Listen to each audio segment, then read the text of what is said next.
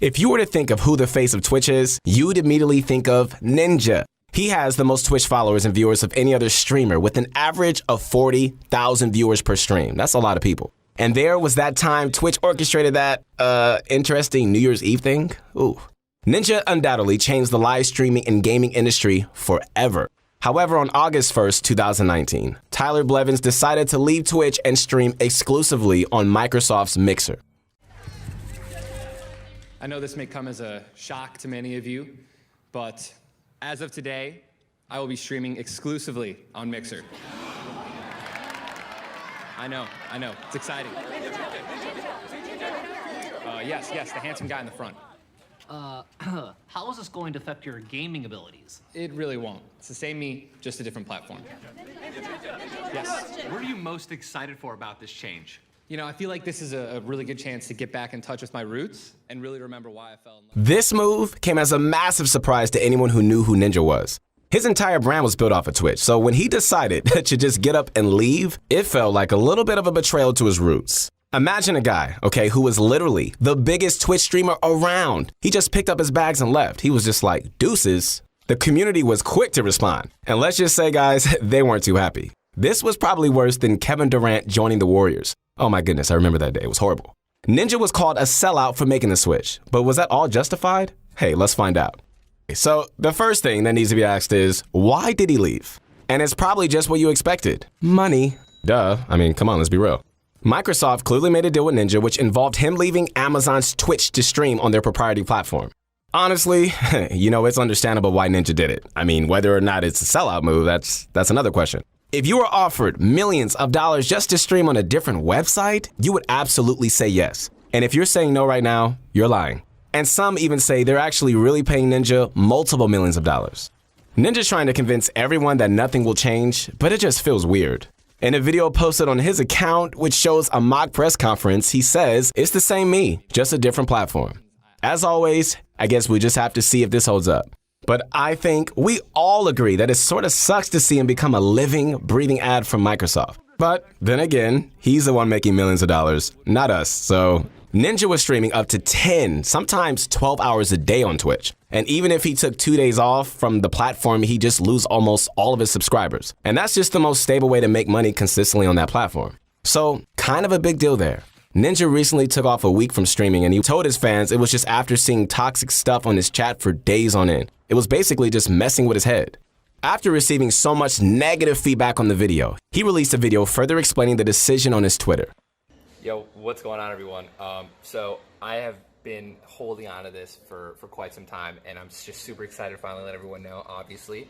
I'll be streaming on Mixer full-time now, and I'm honestly at a loss for words. I'm freaking out in the best of ways, and I'm really just excited to finally, I just feel like I'm gonna get back to, back to the streaming roots, and that's what it's all about. So I love you guys. Obviously streams are just gonna be the exact same, so I'm looking forward to seeing you guys on the platform. All right, peace. In it, he says some questionable stuff, but doesn't really explain anything. Again, he states that the reason for the move is that he's looking to get back to the streaming roots, which is pretty odd considering he literally started streaming on Twitch way back when it was called Justin TV.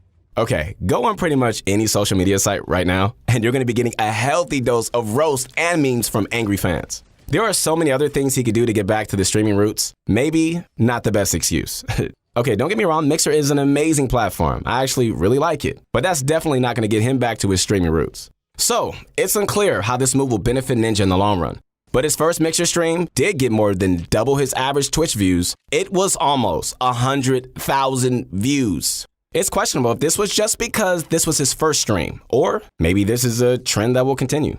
I will say, it is pretty ironic that this news comes just days after the conclusion of the Fortnite World Cup, when his face was plastered all over Fortnite's official Twitch stream, where he basically stood as a sponsor for the platform. But considering how Twitch has been coming under fire recently for their actions, it seems like the best time for Ninja to leave is now. He may not want to associate with the company that's been getting so much flack. While it may not make sense, people who don't know much about gaming might associate him with that. And apparently, Twitch doesn't want anything to do with Ninja either. Minutes after his announcement, he was unverified on Twitch. Wow, that's messed up. So the move might not be great for Twitch, but for the Fortnite streamers, they're gonna be happy. Ninja sucked up a pretty significant percentage of the Fortnite viewers. For Microsoft, on the other hand, this is a great move for them. If even a quarter of Ninja's viewers move over to his Mixer stream permanently, oh my goodness, it's going to be a massive success for Mixer. Twitch kind of has a monopoly over the gaming streaming websites. Well, not exactly, but they do hold a significant percentage of the viewers. If all those Ninja viewers move to Mixer, it's likely they're going to discover the platform and just stay there. And now is the time. Do you know why? Because it's free to subscribe. Well, at the moment. Okay, so Ninja isn't the only popular Fortnite streamer with drama this week. Remember how Tfue was suing FaZe Clan? Yeah, the whole story has gotten pretty quiet. Until now. Just days ago, it was announced that FaZe Clan decided to take action against Tfue in the form of a counter-sue for an alleged breach of contract. This basically means he violated the contract they gave him, the same contract that Tfue was suing them over. FaZe themselves even said that Tfue betrayed them. In the complaint, they said FaZe Clan is compelled to bring this litigation because Tenny has not only betrayed FaZe Clan and his teammates, he also caused them serious damage and stands to do more. Yikes. Obviously, there's quite a bit of bad blood for a good reason. If I were in FaZe Clan's shoes, I wouldn't be too happy either. Their star Fortnite player and biggest asset decides to leave and even throw a lawsuit their way, which also brings bad press. Yeah, that's definitely not a great thing for them. That's probably why they chose to come in with this lawsuit. Oh yeah, did I mention a lot of money involved? Sometimes it's just hard to tell these days what's genuine emotion and what is just another business move. If it means anything, Tfue has definitely been trying to keep it real, which I respect. So after this recent update, it looks like there are two ways this case can go. Either Tfue will win the case and he'll get to leave FaZe Clan without compensating them. On the other hand, if FaZe wins, Tfue will stay under his contract and pay a hefty sum. Ooh, once again, somewhere in the millions. FaZe claims that Tfue made around $20 million from streaming while he was part of their organization, and they had a big role in making him that much money. That's probably one of their biggest points. They definitely taught him a lot, and likely led him to getting all the sponsors he has right now. Because of their contract, the so-called gamer agreement, Tfue should have to compensate FaZe Clan for the amount specified in his contract. At the moment, he's only given them $60,000. They also said that they tried to change the deal to satisfy him, but Tfue refused to accept the negotiations and kept asking for more. Clearly, it wasn't about the contract in the first place. Tfue just didn't want to be a part of an org. I mean, one of the contracts included a 7-figure salary, so it's really surprising that he didn't accept that one. To conclude the countersuit document, FaZe said that they have the right to enforce the contract, which means taking away a lot of money he made, and they won't be kind.